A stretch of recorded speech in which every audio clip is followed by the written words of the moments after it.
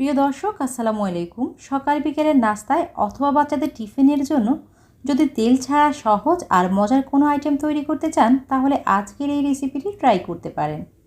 এখানে বড় সাইজের একটা আলুকে কেটে সিদ্ধ করে নিয়েছি, আর আছে একটা সিদ্ধ ডিম। এখন একটা গ্রেটার দিয়ে আলু আর ডিমটাকে আমি গ্রেট করে নেব। প্রথমে আমি আলুটাকে গ্রেট করে নিব, এরপর ডিমটাকে। আপনারা চাইলে হাত দিয়েও আলুটাকে ম্যাশ করে নিতে পারেন, তবে এভাবে গ্রেট করে নিলে আলু আর ডিমের মিশ্রণটা অনেক মসৃণ হয়।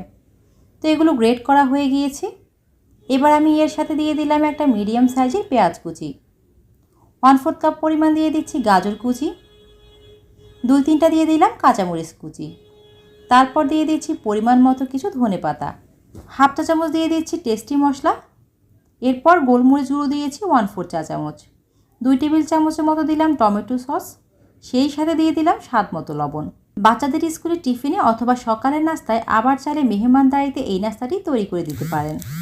আর কে কোথা থেকে আমার এই রেসিপিটি দেখছেন কমেন্টস করে জানাবেন, যাতে করে আমি আপনাদের ধন্যবাদ জানাতে পারি। সব কিছু একসাথে খুব ভালোভাবে মিশিয়ে নিয়েছি।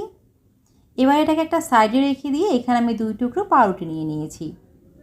এখন একটা বেলুনির সাহায্যে এটাকে বেলে নিব, অর্থাৎ পাউরুটির ভিতরে বাতাসটা বের করে নিয়ে এটাকে মসৃণ করে নিতে হবে। এরপর এর চারিপাশে ব্রাউন অংশটাকে এভাবে কেটে নিব, তবে এগুলো ফেলে না দিয়ে আপনারা ব্রেড ক্রাম্বসও তৈরি করতে পারেন।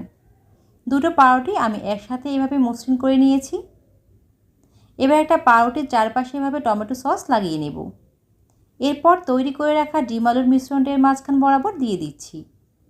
একটু বেশি করে দিলে খেতে অনেক বেশি ভালো লাগবে। এবার চারিপাশে এভাবে ছড়িয়ে দিতে হবে। এখন উপরে আর একটা পাউরুটি এভাবে দিয়ে দিব।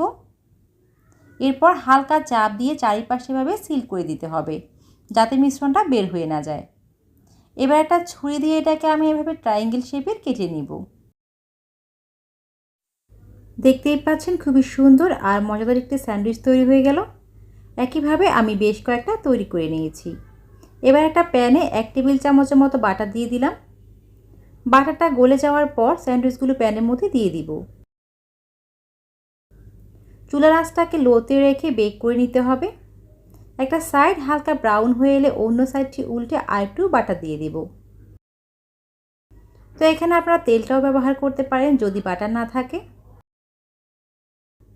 তো এটা হয়ে গিয়েছে, এখন এগুলোকে তুলে নিচ্ছি। খুবই সিম্পল আর অনেক মজার এই রেসিপিটি আশা করছি অনেক ভালো লাগবে।